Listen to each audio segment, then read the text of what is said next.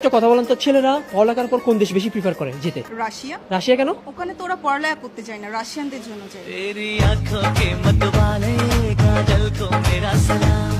আচ্ছা, তো হায়ার স্টাডির জন্য আপনি কোন দেশ প্রিফার করেন বেশি? আমি পার্সোনালি প্রেফার করব অস্ট্রেলিয়া, কারণ ফাস্টেস্ট ভিসা হয় অন্যান্য দেশগুলো থেকে। ছেলে মেয়েরা বেশি সুন্দর নাকি কানাডা মেয়েরা বেশি সুন্দর? ভাই অস্ট্রেলিয়াতে আমার বউ থাকে, তো কিছু বলতে পারতেছি না। রাশিয়ানের ব্যাপার কি? আপনি রাশিয়ান? রাশিয়ান ভাই ছোটবেলায় ফ্যাসিনেশন ছিল, এখন আর নাই। আচ্ছা, অনার্স শেষ করার পর প্ল্যান কি? না, পড়ালেখা করবো না, মিউজিক ফুল টাইম করবো। তুমি কি আমায় চাও না, না চাইলে এসে বলো না। ভাই অটোটন লাগাই দেন তো। ওকে বস।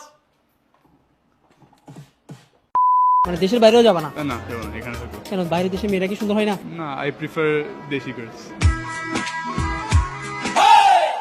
আচ্ছা আপু, অনার্স শেষ করার পর আপনার প্ল্যান কি? আর শ্বশুর বাড়ি চলে যাওয়া। বাইরের দেশে সবাই চলে যাচ্ছে কেন বাংলাদেশকে ছেড়ে? আপনি কিন্তু বাইরের দেশ থেকে আসছেন পড়াশোনায়।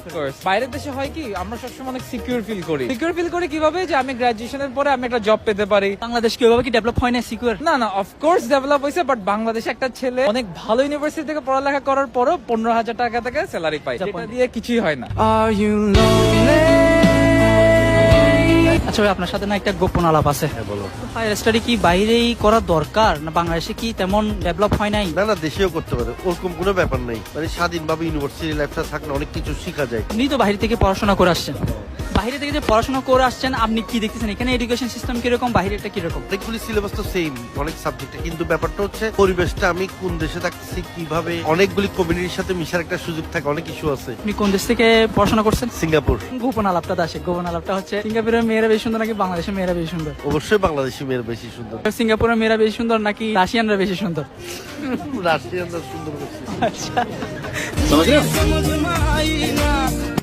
হায়ার স্টাডির জন্য রাশিয়ান জেলে ভালো না? তো রাশিয়া কিন্তু আসলে পড়ালেখা ভালো, আমি স্কিপ করে ফেলছি রাশিয়া, বাট রাশিয়াও ভালো পড়ালেখার জন্য, overall good. Overall good. Okay, thank you. আচ্ছা আপু, আপনি দেশের পড়াশোনা বেশি প্রিফার করেন নাকি বাইরের পড়াশোনা?